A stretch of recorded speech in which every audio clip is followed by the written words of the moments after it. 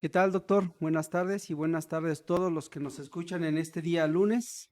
Y pues arrancamos un día fresco, un día lluvioso, frío también, en algunas partes de aquí del centro del país. Pero también hay algunos que amanecieron roncando, doctor.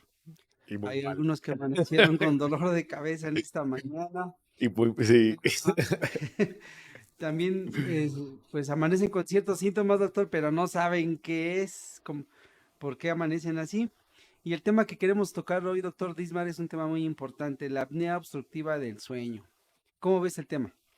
Un tema súper importante porque constituye una de las enfermedades infradiagnosticadas. O sea, casi nadie se percata que existe, que es bastante frecuente y está muy infradiagnosticada porque casi muy pocos acuden a consulta para saber si la tienen o no. Claro. Bueno, yo creo que ahorita que hablábamos acerca de que hay ciertos síntomas, ¿verdad?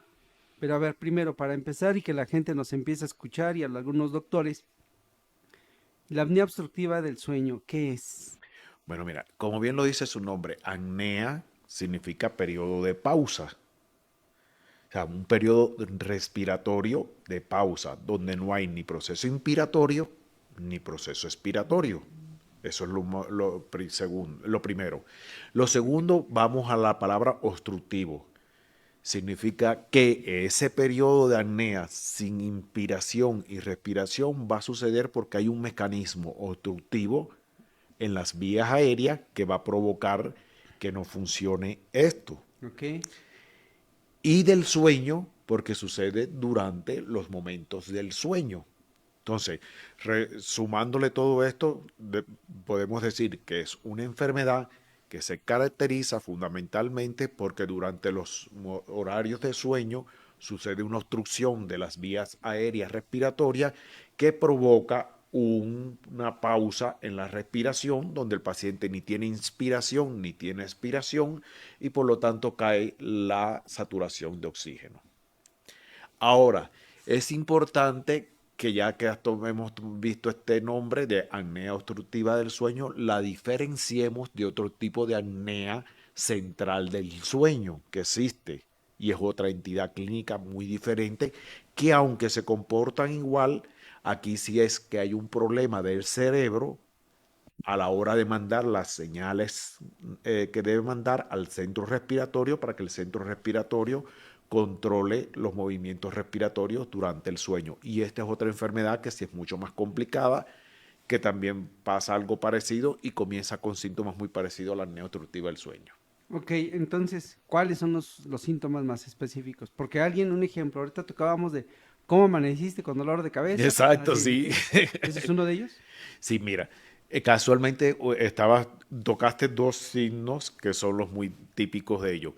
Lo primero, vamos a empezar por el primero y más notable, es personas que roncan por la noche. Las personas que roncan por la noche y ahí hay Pero que ¿cómo es el tener, tipo de ronquido? ahí Porque si eso, todos hay que muchos ver porque hay roncan. quien ronca como locomotora, pero Ajá, siempre está sonando como locomotora. O sea, la apnea obstructiva del sueño, como bien lo dice, es un periodo de apnea, es un paciente que ronca. De momento vamos a ver que parece que se ha atragantado, se ajá. queda pausado y de nuevo vuelve a arrancar con ese ruido atragantado que es tan fuerte que a veces, ejemplo, logra sonar en toda la casa. Muchas veces cuando se produce en un matrimonio, ya sea en mujer o en hombre, porque la enfermedad puede aparecer tanto en mujer como en el hombre, no es bautoneumónica sola del hombre, eh,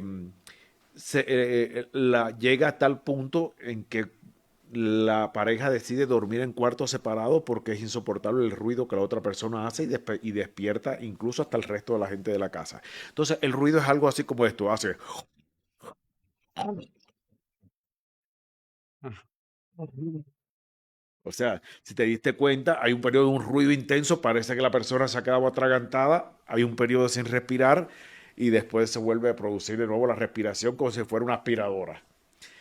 Entonces, esto hace que normalmente esta persona amanezca con garganta seca, es muy frecuente que amanezca con garganta seca, que amanezca muy cansado, o Ok, sea, sí. como que ha dormido cansado, como que ha hecho actividad, te dice, parece que he corrido durante toda la noche porque me siento así fatigado, cansado, agotado, como si hubiese corrido o hecho un esfuerzo parecido. Cefalea, casi es muy frecuente en el 70-80% de los casos que amanecen con una cefalea matutina. Ok. Esa fatiga y ese cansancio que lo va a acompañar durante el día, la somnolencia o hipersomnia. ¿Qué significa esto? Es el paciente que durante el día se va a estar durmiendo por cualquier cosa. Llegue cualquier momento de reposo durante el día y enseguida la persona se va a dormir en el asiento de la guagua, del metro, del camión, ahí dije guagua, del camión. eh, se me salió lo cubano ahí. En cualquier cosa, en el trabajo, en el momento que no tenga nada que hacer o en una También. reunión, se duerme constantemente frente al televisor, acabado de comer, Pero no es por fatiga o se incluye fatiga. sin culia de la Ok. fatiga y sufre el mal del puerco Ajá. constantemente.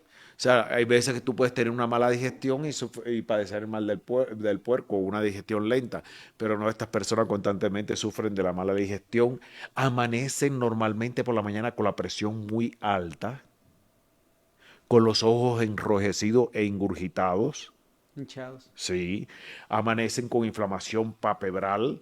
Normalmente pueden aparecer, levantarse como sintiendo como si fuera o sea, una taquicardia, palpitaciones, exaltado. Eh, También otra de las cosas es que nota es que su lengua tiene un poco de dificultad en los movimientos al iniciar o articular palabras y también durante el día sufre muchos episodios donde se dice, ay, me perdí de momento o se me fue la atención, se me fue la concentración y sufre muchos de estos episodios constantes. Igual también que no es parecido a la niebla mental, es muy distinto. Aquí es como que no se ha pasado a veces que te quedas así mirando un lugar y de momento todo el mundo te está hablando y tú te fuiste del lugar. Te perdiste. Ajá. Quedamos. Exactamente. Le pasa esto muy parecido de que te pierdes, pero te pierdes muy frecuentemente. Entonces, esto es un signo de alerta de que está sucediendo esto. Aparejado a esto, pues hay otros signos indirectos que no tienen que ver con el decursar diario, sino como ejemplo, la persona comienza, a, además de sufrir esto, a subir de peso, Sí, también. nota que empieza a subir de peso, nota que se empieza a sofocar subiendo escaleras o caminando largas distancias, nota que tiene mucha torpeza en los movimientos, o sea, que estoy empeorando en la torpeza de los movimientos y sobre todo, más que nada, en la concentración, en el trabajo, a la hora de realizar el trabajo, las cosas, se va a distraer mucho, se va a dispersar mucho y no va a lograr concretar nada en específico. También comienza con cambios en la diuresis, donde va a notar cambios específicamente en ir tantas veces frecuentemente al baño, y esto se llama un signo que es típico, que muchas veces no lo asocian, que se llama vejiga emergente o vejiga neurogénica emergente, que es un trastorno que se produce donde la vejiga ya nada más, o sea, normalmente se dice que la vejiga debe tener entre 350 a 400 mililitros y ya la persona con 100 mililitros enseguida tiene las ganas, los deseos de orinar y si no va a orinar, se orina. Oye, doctor, ¿y esto afecta en sí también los problemas cardíacos? Esas son las consecuencias. Ah, ok. O sea, ¿cuáles son las consecuencias? Y es muy interesante esta pregunta que acabas de hacer. ¿Cuál es la consecuencia de no tratar una apnea obstructiva del sueño y seguir con O estos, maltratarla, ¿no? O o mal. maltratarla o seguir con estos síntomas? Normalmente esto es una enfermedad que si vas a la fisiopatología te vas a dar cuenta que si el problema es que no hay inspiración y expiración, ¿qué va a pasar? Que cae la saturación de oxígeno. No va a haber intercambio de oxígeno en el pulmón y cae la saturación de oxígeno, porque llega el momento en que todo el aire que está contenido en el pulmón le absorbe todo el oxígeno y ya no tiene oxígeno que aspirar. Entonces empiezan a caer las saturaciones de oxígeno. De hecho, estas saturaciones bajan debajo de 85. Y si te acuerdas cuando hablábamos del COVID, de todos los Ajá. problemas que causaba el COVID, todas las alteraciones que después dejaba la secuela, se decía que cuando la saturación bajaba por debajo de 80, de 85-80, ya era peligroso y riesgoso para la salud del cuerpo. Y cuando bajaba por debajo de 80 hasta 60, se decía que ya en casi 60 es incompatible con la vida. El problema es que entonces esto, ¿qué está generando a nivel del cuerpo? Si lo vienes a ver, una hipoxia, ¿no? Ujú.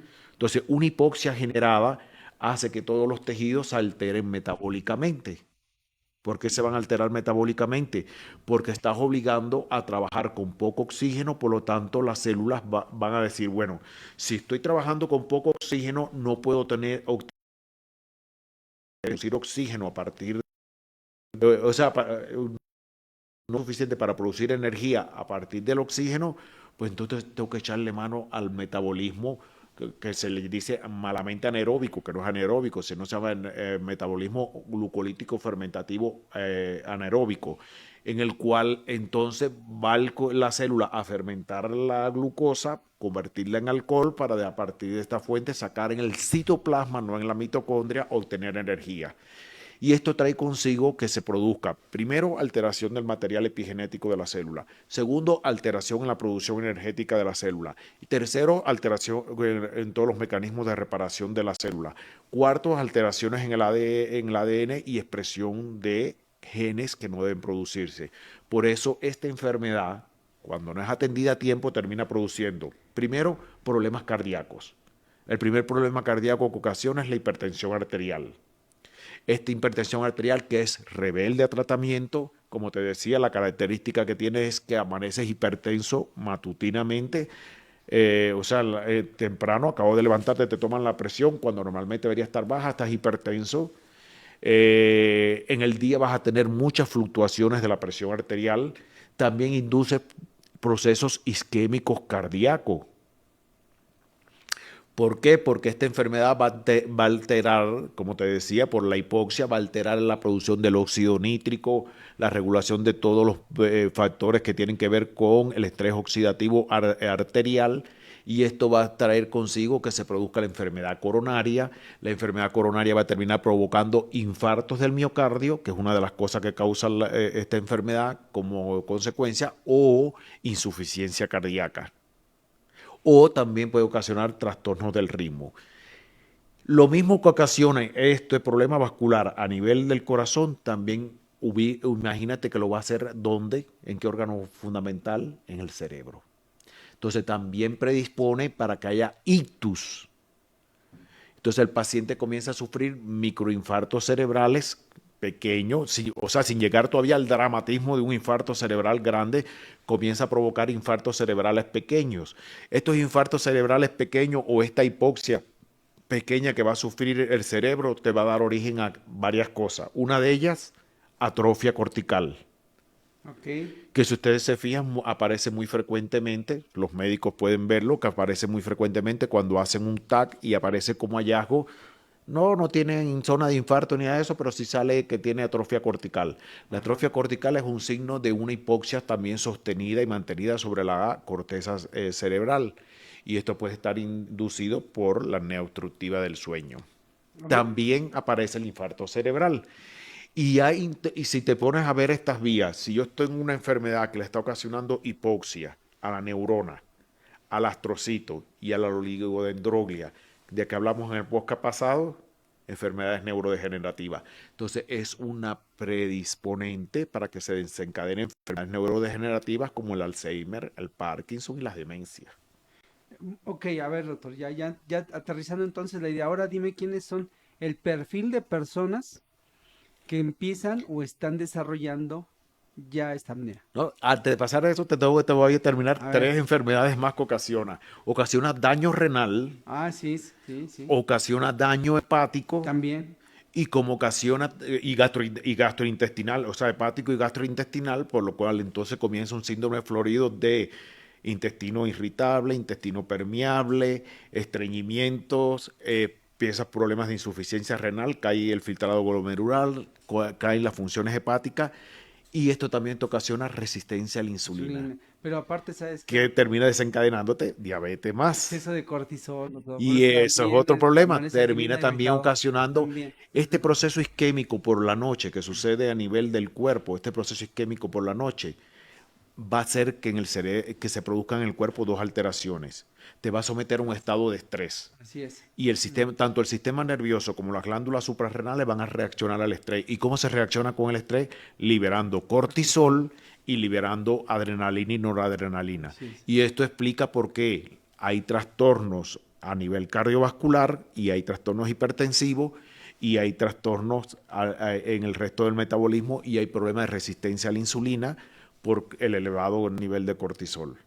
Entonces, pues, estas son consecuencias que te va a ir generando. Entonces, si tú no atiendes a tiempo la apnea obstructiva del sueño, mira cuántas enfermedades estás Se te pueden interviniendo desarrollar, en ¿no? que se Es pueden correcto. desarrollar en Por eso individuos. entonces ya entramos en el perfil de la persona. Ajá. ¿Cuál es el perfil de esta persona o sus características? Porque tanto físicas, o sea, Mira, ¿de quiénes estamos hablando? por regla general se dice que la enfermedad afecta más que nada a las personas obesas.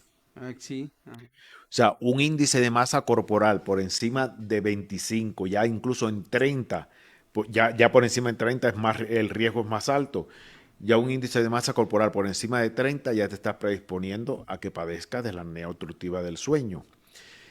En el hombre es mucho más frecuente, ¿por qué? Porque al hombre tener un cuello más ancho, si a esto le sumamos obesidad, pues tener un cuello más ancho hace que haya mucho más peso durante la noche sobre lo que es la orofaringe, lugar donde se produce la obstrucción. Y esto hace que los músculos de la zona se debiliten.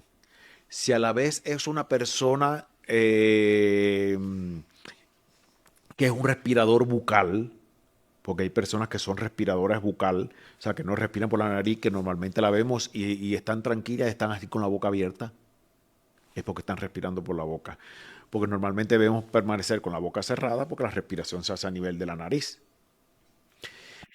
Estas personas pues tienen también otro alto rango de predisposición para padecer la enfermedad. Si a esto también le sumamos que hay enfermedades de tipo otorrinas, que por eso es también importante cuando un médico topa con un paciente con esto, primero de descartar todos los problemas otorrinos, una desviación de tabique te puede ocasionar una apnea obstructiva del sueño, una rinitis crónica te puede ocasionar una apnea obstructiva del sueño, una amigdalitis crónica también te puede ocasionar, o hipertrofia de las amígdalas también te puede ocasionar una apnea obstructiva del sueño. O los niños que llegan adultos, pero que durante su infancia tuvieron deformidades en la parte del paladar duro, el paladar blando, y tuvieron alteraciones en la deglución y todas estas zonas, también tienen predisposición para padecer de la enfermedad. Las personas muy estresadas, porque como te decía, un cortisol invertido te ayuda, te favorece aún más el desarrollo de la enfermedad porque produce inflamación durante la noche a nivel de la orofaringe y se produce debilidad de los músculos de la orofaringe. El hábito de fumar. El hábito de fumar también perjudica completamente a estas personas, sobre todo el hábito de fumar porque produce una relajación que, sobre todo este fumador que por la noche dice yo para dormir y relajarme necesito un cigarro, pues uno de los mecanismos que produce la nicotina y otros derivados del cigarrillo ujú. es que relajan todos los músculos de la orofaringe. Al relajar los músculos de la orofaringe y se volverse más blando, pues desciende y tapa ahí. Sobre todo la lengua se vuelve mucho más flácida y se desplaza hacia atrás. Ahora, otro factor predisponente exactamente son personas de lengua muy grande. Sí, una persona con lengua muy gruesa o lengua muy grande hace también que por la noche la relajación de la lengua esta caiga hacia atrás y obstruya también las vías aéreas. Incluso hay enfermedades que están relacionadas como la agromegalia y casi todas las personas con agromegalia, casi siempre todas están relacionadas con síndrome obstructivo del sueño. Personas que sufren también de este fenómeno digestivo que se llama regurgitación o reflujo gastroesofágico. También porque ese ácido al subir por la noche produce irritación en la zona de la orofaringe y tiene la tendencia a cerrar también las vías allí y producir inflamación.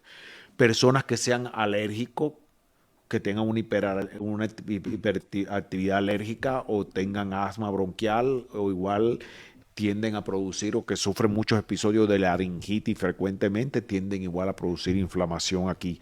Personas que cuando hablan gritan demasiado, hablan en volumen muy alto o están gritando constantemente, también tienen predisposición mecánica a desarrollar la apnea obstructiva del sueño. Doctor, ¿y es hereditario? Y hay Ajá. un grupo se plantean que entre un 8 a un 17% de las apneas obstructivas del sueño son de origen genético. O sea, que se transmiten generalmente de generación en generación y toda la familia tiene predisposición a este trastorno. No es bueno entonces. Sí, para nada. Así hay que, Entonces, aquí por eso te digo, una de las cosas más importantes en esta enfermedad es diagnosticarla a tiempo. Porque ya saben, si no se diagnostica a tiempo, ok. termina todo esto. Y otro problema son los diabéticos.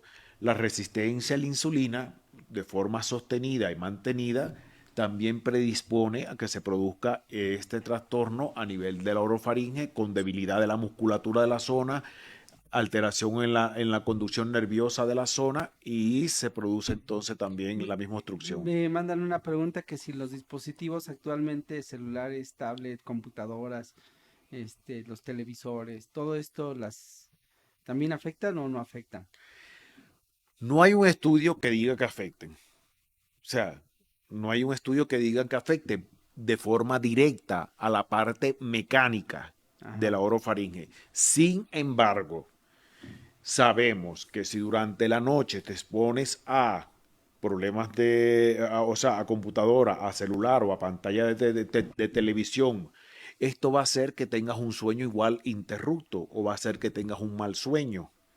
Y este mal sueño pues también puede provocar que hagas ronquido y durante estos ronquidos puede ser que también con el tiempo, porque el ronquido, una de las cosas que hace es que con el tiempo va debilitando la musculatura de la zona, va debilitando toda la parte del epiglotis, de la glotis, la parte de la lengua, todo se va debilitando, se va relajando esa musculatura y puede predisponerte a la apnea obstructiva del sueño. Entonces, eso sí es un aspecto fundamental, pero más que Bueno, para ayudarte, porque te distrajo un poquito. sí, más que este problema también de los dispositivos está la forma en que se duerme. ¿Por qué? Porque hay varias posiciones al dormir que sí predisponen a esta enfermedad. Por ejemplo, los que duermen boca abajo tienen entre un 60 a un 80% de padecer de apnea obstructiva del sueño. O, Boca lo, abajo es boca abajo, ¿a qué te refieres? ¿Que la cara pegada al O colchón? sea, así, pecho contra el colchón, la cara De pegada al lado. colchón, ya sea que duerman para el lado izquierdo, para el lado derecho, así, porque nadie duerme así, ¿no? Entonces, pues, esto predispone porque este movimiento que está haciendo Ah, ok. ahí, pues está trancando también las vías respiratorias, está disminuyendo la luz de las vías respiratorias. Esos son uno de los personas. Y también los que duermen boca arriba, o sea, con la cabeza No, hacia bueno, arriba, todo el mundo estamos expuestos entonces. pero que no tienen una adecuada orientación y higiene de la cervical. Por ejemplo, ya sea que duermas con una almohada muy Ah, ok. alta o con una almohada muy baja. De tal forma que si duermes con una almohada muy alta, que duermas así con la cervical Sí, rectificada, eso va a hacer que la vía aérea que está aquí pegada también se rectifique y tienda aquí en esta zona de aquí, a englobarse o doblarse. O si duermes con una almohada muy baja, también haga esto así, la tráquea y también se cierre. Entonces se debe dormir con una almohada que sea acoplada, que sea, ejemplo, aquí en México, y no estoy haciendo propaganda de marca, las Oñares, las Oñares están destinadas para que se mantenga una higiene cervical adecuada y el paciente entonces no sufra este problema durante la respiración.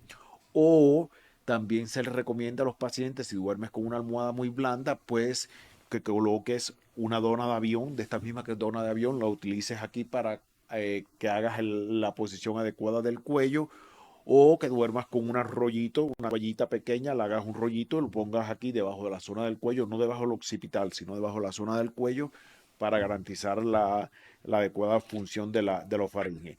Y se dice que las posturas más adecuadas para dormir y evitar este trastorno es el decúbito lateral, o sea, dormir de lado, ya sea del lado derecho o del lado izquierdo. Se dice que del lado izquierdo no debe tampoco dormirse mucho tiempo, porque en dependencia de cómo duermas sobre el lado izquierdo puede también complicar un poco el funcionamiento cardiovascular. Pero una correcta posición fetal del lado izquierdo o del lado derecho es lo mejor para prevenir este trastorno mecánico de las vías respiratorias. Me llega un comentario de José Walterio. Ah, es doctor, ¿verdad, Candy? El doctor José Walterio me dice: los suavizantes para las telas de cama pueden producir esta enfermedad.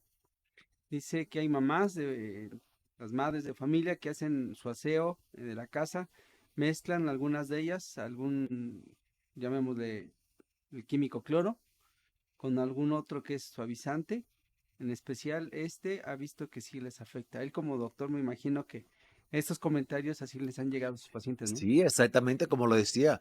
Todo lo que desencadene un problema alérgico respiratorio, claro que va a terminar provocando con el tiempo trastornos, alteración mecánico en la parte de la obstrucción de las vías respiratorias. Ok, otra cosa, dice, una nutrióloga me está diciendo, dice: yo antes de dormir le pongo aromas a mi cama. Aromaterapia, yo me imagino, no sé, algo le ha de poner, ¿no? Bueno, si es aromaterapia a través de aceites esenciales y estas cosas, pues no hay problema. Que no sean químicos, en otras palabras, ¿no? O sea, que no sea un químico que de verdad va a alterar. Y hay que ver, o sea, y que sean estos aceites esenciales, porque una de las cosas, acuérdate que se utilizan químicos industrializados que van a actuar como disruptores Hormonales. hormonales, van a desfavorecer el proceso. Y una de las cuestiones fundamentales es que se ha visto a lo largo de las investigaciones que la mujer durante el climaterio tiene más predisposición por la depresión de estrógenos, Así es. y la disminución de testosterona. Como a esto zona de musculatura, si no está tonificada esa musculatura y se relaja demasiado, esa relajación demasiado va a provocar el cierre de las vías. Entonces, por eso la mujer después del climaterio tiene también más tendencia, aunque los hombres son más roncadores en todo momento, las mujeres se equiparan o se emparejan durante el climaterio o menopausia. Ok, a ver, doctor. Ya nos ubicaste en qué estándar estamos aquí, en los mexicanos, ¿verdad? Pero ahora te quiero preguntar, de acuerdo a lo que algunos comentarios me están haciendo, este, ¿cómo identifican ellos? ¿Hay algún estudio clínico, o sea, ya de laboratorio o algo así, para identificar que realmente... A ver, no existe estudio específico que se haga en laboratorios como el Chopo y estas cosas, no existe ninguna prueba para identificar este trastorno. Esta prueba se tiene que identificar, el médico tiene que identificarla por la clínica y lo que había dicho, comportamiento del paciente. Paciente que venga a consulta porque dice ronco demasiado, interrumpo el sueño de la gente, molesto, dicen que se me para la respiración durante mis ronquidos por la noche, me levanto con cefalea, hipertensión arterial, cansancio y fatiga, tengo hipersomnia, tengo distractilidad, estoy aumentando últimamente de peso, tengo están empezando a aparecer trastornos digestivos, cardiovasculares, y hay la sospecha de la enfermedad, entonces debe mandarse con un sonólogo. O sea, son los especialistas del sueño.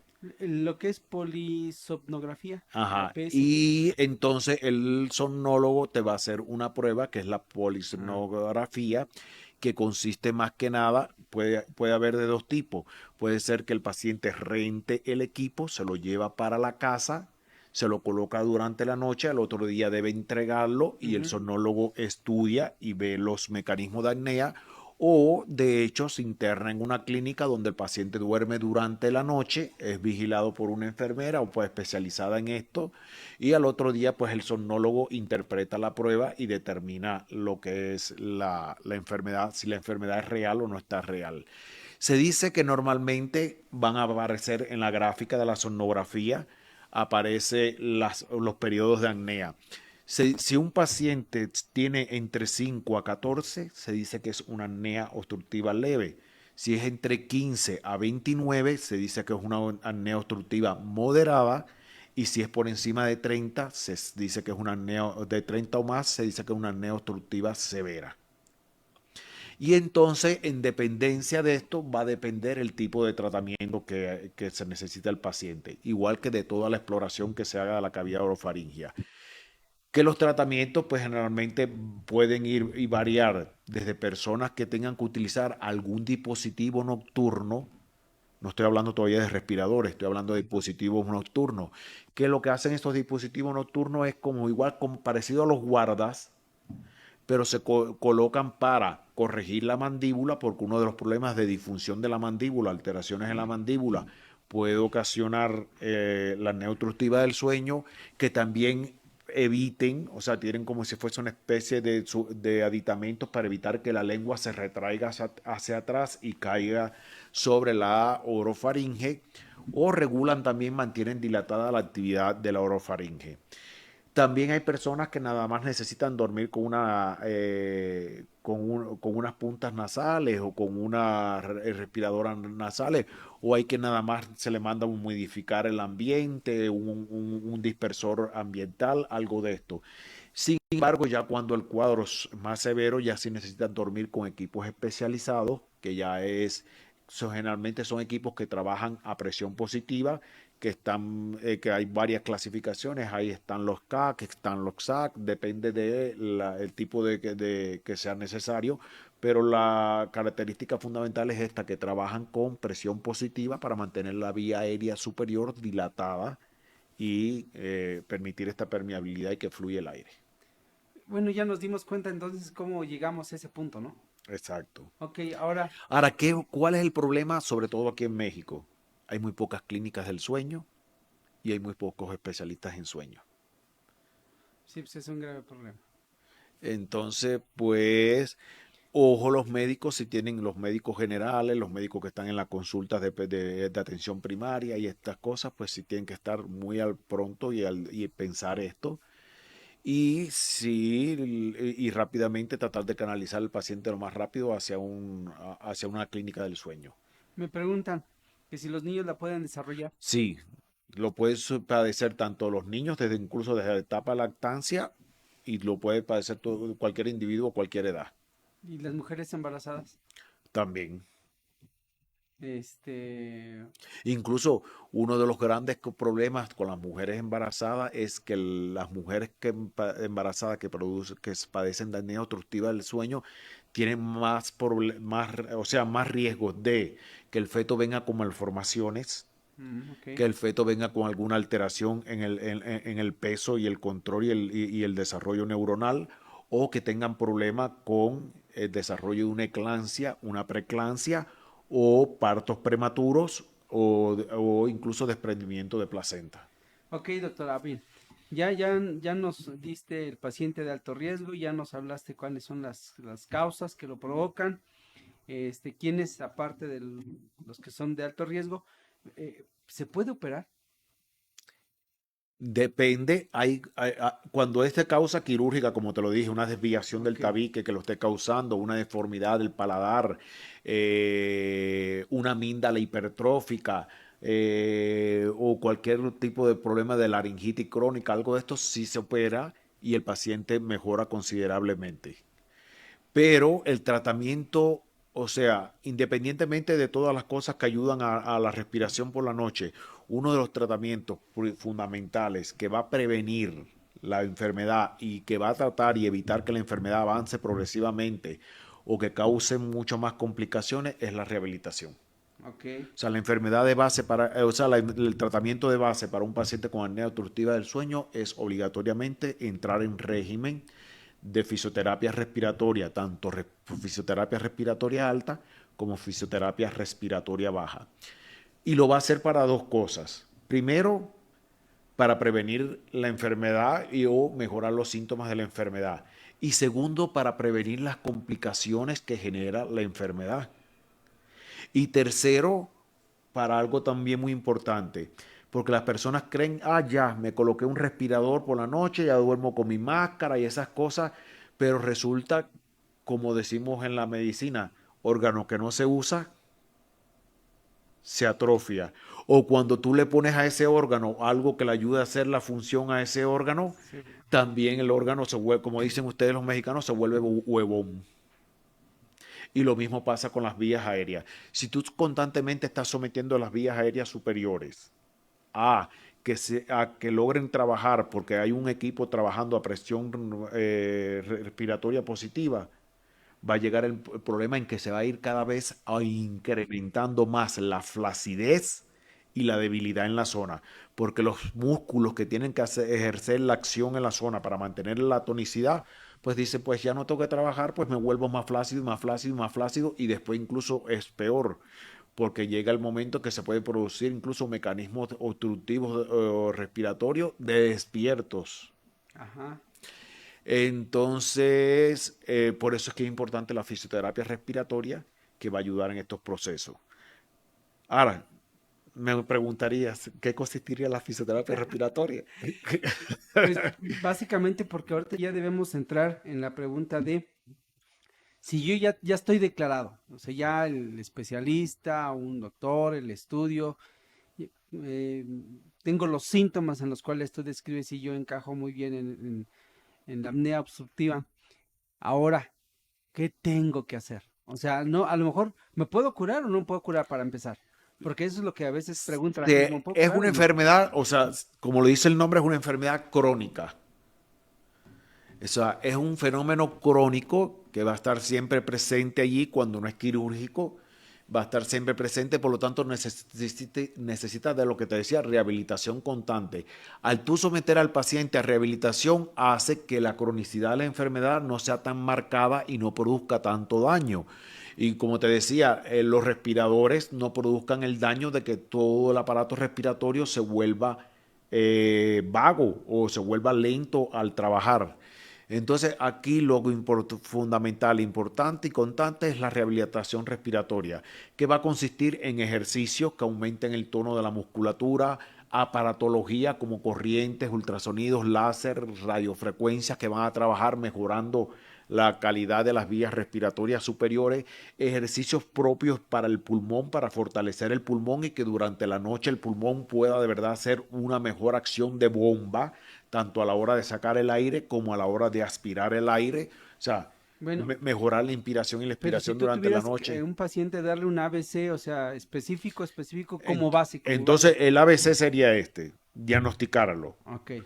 Pues, va a la clínica del sueño, se diagnostica la clínica del sueño, buscaron las causas, o sea, se buscó ya, se identificó la enfermedad, vamos a tratarla desde el punto de vista de rehabilitación para prevenir que se ¿Hay una deteriore, estadística específica? que se deterioren las vías respiratorias.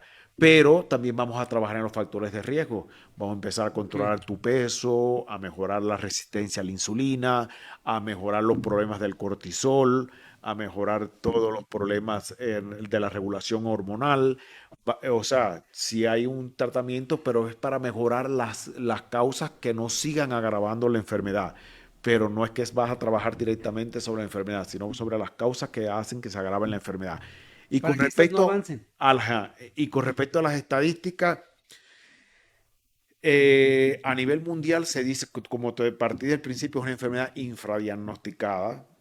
Solamente se diagnostica aproximadamente entre un 7 a un 10% de los casos, pero hay una sospecha de que exista hasta a nivel de un 35 a un 47% de los pacientes sufran apnea obstructiva del sueño y no saben que la tienen. Y me Y pregunta, que nunca van a acudir a diagnóstico ni en nada y van a terminar hipertensos, cardiópatas, con infarto cerebral y no saben y van a pensar que todo es problemas de hipercolesterolemia, pero no sabían que todo esto fue inducido, la hipercolesterolemia y el problema de la apnea obstructiva del sueño que agravó y predispuso los problemas cerebrales y los problemas cardiovasculares.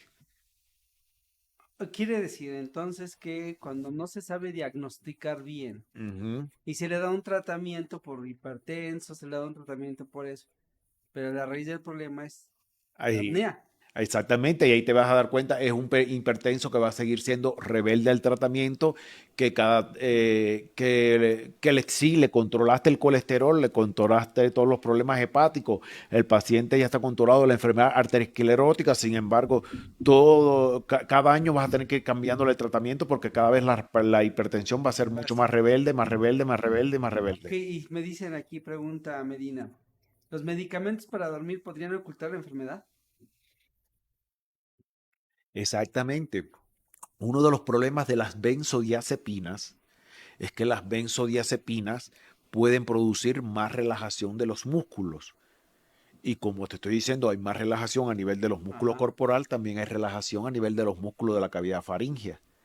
Y al relajar estos músculos que forman parte del suelo de la cavidad faríngea, del suelo de la base de la lengua, todos estos músculos al relajarse más hacen igual, la lengua se vaya hacia atrás, los músculos que mantienen el tono de las vías aéreas se desplomen y entonces pues haya una obstrucción de las vías aéreas.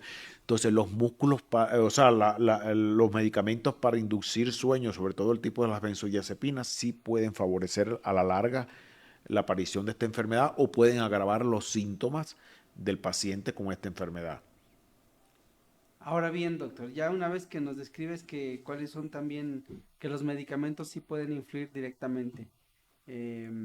Ahora, si existe algo que no fuera un tratamiento convencional médico sintético, ¿hay alguna suplementación, nutrientes, macronutrientes que puedan ayudarle a alguien a todo este cuadro clínico de la apnea? ¿O qué? O sea, ¿qué esperanza le puedes dar como tratamiento? O sea, O sea, ya te digo, no hay un tratamiento de suplemento ni dietético para la apnea obstructiva del sueño.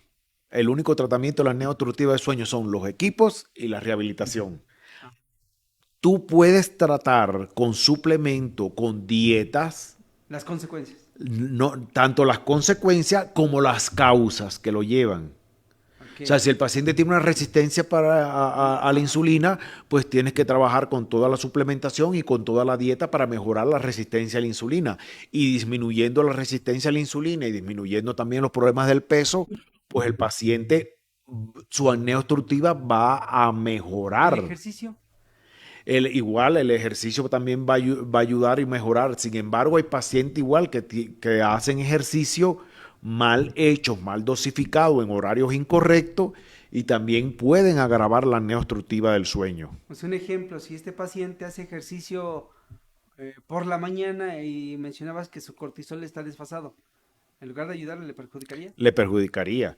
O un paciente que realice ejercicio durante la noche o que llegue agotado y de todas maneras vaya a realizar el ejercicio porque diga, no, si tengo que hacer obligatoriamente ejercicio y va para allá, puede también agravar. Por eso te digo, y vuelvo a repetir, tratamiento único y exclusivo para la apnea obstructiva del sueño es los aparatos respiradores, la fisioterapia respiratoria. Tanto la fisioterapia respiratoria alta como fisioterapia respiratoria alta. Suplementos, dieta, estilo de vida van a ayudar Ok. a evitar que los factores de riesgo agraven y perjudiquen y aceleren la enfermedad o que las consecuencias que se derivan de la enfermedad no se presenten o se controlen o se mejore la función cardiovascular o se mejore la función cerebral o ponga suplementos o ponga dieta que evite que haya un mayor deterioro de la función cardíaca, un mayor deterioro de la función neurológica, un mayor deterioro de la función renal, un mayor deterioro en la función metabólica generalizada o en la función hepática. No, bueno, estamos mal, doctor. Sí, o sea, es que ya con todo este cuadro clínico que tú nos dices ahorita, La mayoría de las personas que visitan a un doctor, médico general, cuando empieza a presentar algunos síntomas, mencionaste al principio de la charla, ¿no? Es una enfermedad que difícilmente la vas a poder diagnosticar. Te vas a ir más por los síntomas, Exacto. más no por de dónde nació. Ujú. Ahora bien, doctor, este, si es por herencia, si es por consecuencia de nuestro mal estilo de vida, ¿sí, no? O sea, y aquí en México ya ves que pues de cada 10 mexicanos dicen que al menos 7 ya corren con el riesgo de ser diabéticos, Ujú. ¿sí, verdad? Exacto. Y los niños, que también hay una alta cantidad de niños que son con Sí, se sobrepeso. dice que hay más del 40% de la población infantil mexicana está obesa. Igual, los O sea, niños quiere decir que es una estadística alarmante, un problema, alarmante. sí. Por eso te digo, es una enfermedad súper infradiagnosticada. Y si se me olvidaba algo decirte importante, y si hay tratamientos que pueden ayudar, independiente de la rehabilitación, también a tonificar y mejorar la respuesta de eso, porque yo lo he utilizado para los pacientes con hernia obstructiva del sueño. Como ejemplo, la acupuntura, Ok. la terapia neural, pues sí me han ayudado muchas veces a trabajar específicamente en esta patología. Terapias reflexológicas, terapias de kinesiotaping también me han ayudado a mejorar toda la parte de la dinámica. Pero ya te digo, son terapias que van a ir asociadas siempre a un programa de rehabilitación junto con el programa que le ha puesto el sonólogo o sonógrafo, o sea, sonólogo, pues el terapista en el sueño para que el paciente se recupere o evitar las consecuencias y las complicaciones. Pero ya ahora sí hablando netamente en tu experiencia, ¿qué tanto mejora un paciente cuando lleva un tratamiento disciplinado? O sea, ¿si hay una mejoría o cómo lo ves tú? Sí, una de las cosas importantes es que incluso cuando yo recibo al paciente, entra en un periodo de rehabilitación donde lo coloco casi, son 20 secciones lo que le indico primero al paciente y después los reviso. Ok. Durante la ejecución de esas 20 secciones, cuando el paciente regresa a la consulta, una de las primeras cosas que te dice, ya sea la esposa o el esposo, porque ya te digo, tanto es frecuente en mujer como en hombre, es, doctor, ya no ronca como locomotora, ya tampoco tiene periodos de pausas así, ya casi no, ya no se levanta tan cansado ni agotado por la mañana, ya tiene mejor estado de ánimo. Son las primeras cosas que empiezan a decir. La presión se le estabilizó y ya incluso el cardiólogo o el médico internista o el médico familiar ya le bajó los niveles de medicamento para la presión arterial. Y ya como porque casi siempre le pongo 3 ciclos de 20 repeticiones y después lo sigo 2 veces al año, donde 2 veces al año hace fisioterapia de 20 sesiones. Ejemplo, le digo, siempre trata de hacerla en la primavera por todos los problemas de la primavera, los problemas de la alergia y estas cosas que pueden desencadenarse en vías aéreas, o en el invierno por todos los problemas respiratorios que se asocian al inicio del invierno, como el virus incitial respiratorio que influye también en la génesis de la enfermedad, o algunos virus así, Coxsackie y estas cosas que alteran. Y entonces hace también un programa de rehabilitación. Y una de las cosas es que ya he tenido pacientes que en el transcurso que ya llevan conmigo de 3 a 4 años de rehabilitación en la parte de la apnea obstructiva del sueño, donde el mismo especialista del sueño le ha dicho, ¿sabes qué? Ya no tienes que utilizar el equipo toda la noche. Ok. Nada más lo vas a utilizar 1 o 2 veces, o cuando tú te sientas que estés muy estresado, muy ansioso, lo vas a utilizar, o,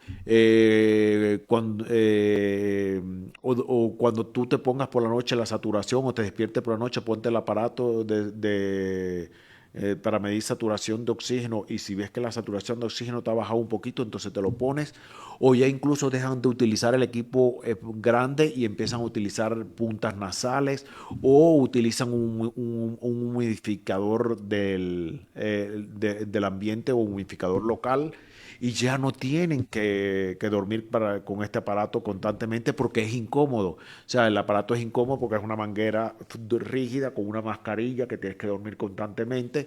Entonces, pues sí es incómodo para muchos pacientes con el tiempo. Entonces, pues con la rehabilitación lo que se logra es mitigar eso y apalearlo. Me preguntan que por qué, si, bueno, a lo mejor si entendieron bien, ¿por qué mencionaste que usar el aparato puede hacer flojo al organismo? Porque es un aparato a presión positiva. Y si es un aparato a presión positiva, llega el momento en que no, el cuerpo no tiene que hacer esfuerzo para realizar la inspiración y tampoco menos todavía tiene que realizar esfuerzo para realizar la respiración. Entonces se va a ir debilitando tanto la musculatura inspiratoria y todos los factores que intervienen en la área inspiratoria como también en el área expiratoria. Entonces si a esto tú no le haces una reeducación o ejercicios inspiratorios, expiratorios o reeducación respiratoria, se va a ir debilitando progresivamente este mecanismo con el tiempo. Ok, bueno, esperemos que se quede, haya contestado bien la Entonces, por pregunta. eso es muy importante que el paciente, independientemente de esto, haga su programa de rehabilitación para evitar esto, que se vaya debilitando la inspiración y la expiración a largo plazo. Es que yo me imagino que esta pregunta viene inclinada mucho a un cuadro clínico de un paciente de mujer que pesa de alrededor de 43 años, pesa más de 100 kilos, problemas hormonales, problema de tiroides, Ah, pues sí. resistencia a la insulina, o sea, todo el cuadro clínico Entonces, ¿qué está hay que hacer ahí? Ahí, además de ya ir resolviendo el problema de la apnea obstructiva del sueño y ir al paciente a rehabilitación y ya atenderse en la clínica del sueño, el tercer aspecto sería empezar a regular a este paciente metabólicamente. O sea, re- reequilibrar su metabolismo redox, reequilibrar todo su funcionamiento hormonal, restablecer toda la citoprotección, mejorar las condiciones, bajar de peso, o sea, sí, sí, Fíjate que una de las preguntas que vienen aquí es si es caro o costoso el tratamiento para la apnea. no, no es caro, o sea, el aparato sale como de 3,000 a 5,000 pesos, El dependencia de la aparato, marca. pero estamos hablando de las consecuencias ya cuando lo tienes, Pero un imagínate, la consecuencia es que vas a terminar hipertenso, cardiópata, con daño neurológico, o sea, una serie de cosas que te van a incrementar más el riesgo. Y la rehabilitación, pues tampoco igual, la rehabilitación depende igual de las clínicas especializadas en rehabilitación respiratoria, que sepan trabajar con apnea obstructiva del sueño, porque no todas saben. Eh, pues saldría entre 5,000 a 10,000 pesos un programa de rehabilitación. Yo creo que entramos ya antes de finalizar, doctor. Creo que es un tema sumamente interesante, pero más allá de interesante, creo yo que es un tema que sí se le tiene que dar más importancia y Sí. relevancia. Porque pasa que cuando la mayoría de las personas van a una consulta clínica, difícilmente se hacen preguntas de cómo duerme, si ronca, no ronca, dolor de cabeza, y ese tipo de cosas no se preguntan en una consulta. Ujú. Bueno, para cerrar, doctor, ¿qué consejo puedes darnos o darles a alguien que tiene estos síntomas de los cuales tú describiste muy bien? Una, Que no pues, sepan que tengan apnea. que no sepa que tengan Ajá. nada. Los roncadores, pues, una de las cosas, preguntar exactamente al resto de la familia que interrumpe su sueño. Bueno, como ronca, si han sentido que durante su ronquido, porque no todos los roncadores tienen apnea obstructiva del sueño, pero ver si hacen esos periodos de pausa y si hacen esos periodos de pausa, pues acudir rápidamente a una consulta y a una clínica del sueño para establecer el diagnóstico. Igual que tenga sospecha, que tenga esos síntomas, que se levanta con hipertensión, que se levanta con dolor de cabeza, que se levanta con más fatiga, más cansancio, que tiene dificultades a dormir, que se interrumpe varias veces su sueño, pues también igual pueden acudir a una clínica del sueño y no solamente diagnosticar, a veces no se diagnostica la apnea obstructiva del sueño, pero sí se diagnostica otros trastornos del sueño que pueden tener también solución De manera temprana, indirecta. sí, de manera indirecta, otros trastornos del sueño que pueden tener también solución o que también pueden prevenirse y evitar que haya un deterioro en la calidad de vida relacionada a la salud con este paciente. Entonces, eso es lo primero que yo les recomiendo. Igual los médicos, pues un poco más de ojo a la hora de los pacientes que llegan a su consulta y refieran algo por el estilo y tamás tenga la más mínima sospecha, pues igual orientarlo bien a que se vaya hacia una clínica del sueño y ya los pacientes que tienen una apnea obstructiva del sueño, pues que sepan que la rehabilitación respiratoria alta y baja es un instrumento o hacer una herramienta terapéutica importante para evitar que tengan un deterioro progresivo con la apnea obstructiva del sueño. Fíjate que llamémosle, hay un paciente que con estos síntomas que describiste y a la hora de querer ir a consultar al especialista, este, pues una mujer de 60 años, más o menos pesa 95 kilos, y quería un tratamiento, pero ella dice que me quiten todo, pero menos el refresco. Se pueden curar. Bueno, no es que Porque muchos de la gente que te escucha y que nos escucha, hay todo, cosas que no quieren cambiar. todo lo que sea, todo lo que produzca resistencia a la insulina, claro que va a agravar no solamente esta enfermedad, puede agravar cualquier otra enfermedad. Bueno, y es que ese es un Entonces, punto que a eso le los, llamas estilo de vida. exacto, todos los alimentos ricos en azúcares y más estos azúcares que sobre todo alimentos que dicen alta concentración en jarabe de maíz de alta fructosa. Esos son, Azúcares. ese jarabe de maíz de alta fructosa es inductor de resistencia a la Es- insulina, pero así a largo plazo, Bueno, y el detalle es que si un paciente se quiere recuperar, tiene que iniciar en su propia casa. en su casa. Si no inicia en su casa con ciertos cambios alimenticios, Ujú, con hacer ejercicio, aunque sea en casa, por difícil que parezca, exacto. necesita hacerlo para mejorar su cuadro clínico. Otra cosa que me olvidaba también, el alcohol es uno de los factores también de riesgo que tiene que ver con esta No, enfermedad. bueno, si mezclas alcohol con A- refresco, imagínate. Ahora que se habla de esto. El alcohol sí, ¿y por qué? Porque en los pacientes alcohólicos igual se produce debilidad del control de la musculatura en esta zona y se incrementa también la obstrucción durante la noche. Entonces, el alcohol, pues, uno de los factores de riesgo para desencadenar apnea obstructiva del sueño. Oye, doctor, ¿y estos pacientes entran en un cuadro de sarcopenia? ¿Pueden entrar en un Es cuadro de más sarcopenia? acelerada la sarcopenia. Ah, ok. O sea, un paciente que sufre apnea obstructiva del sueño, pues como te decía, pues más acelerada el deterioro en la sarcopenia, más también más acelerado el deterioro del envejecimiento articular, del daño a nivel de los, Osteosarcopenia, llamémosle así. el daño en el cartílago articular, disminución de la densidad ósea. Yo creo que ese sería nuestro siguiente tema, ¿no, doctor? Osteosarcopenia. Exacto. Sí, ¿no? O sea, Porque no sería mineralización ósea y sarcopenia. estaría muy interesante Pues porque, sí, podría ser un tema interesante para debatir. sí, ¿verdad? Pues, doctor, de verdad te agradecemos mucho la información. Nos ayudas mucho a aclarar ciertas dudas en lo que pasa a la persona, a los síntomas, saber diagnosticar, que es muy importante, saber con quién acudir, que es otro factor muy importante. Y independientemente de todo eso, el conocimiento pues nos permite tomar mejores decisiones, ¿no crees? Así es. Sin conocimiento no se puede tomar buenas decisiones. Sí. Bueno, doctor, para invitar a los doctores, a los médicos, a los especialistas el día 16 y 17 de noviembre, Ciudad de México, tema de medicina de precisión, epigenética. Exacto. Va a ser un curso importante porque van a ver todos los problemas asociados a esto, la epigenética, cómo prevenir todas las enfermedades que están asociadas. Incluidas. Esta está incluida también.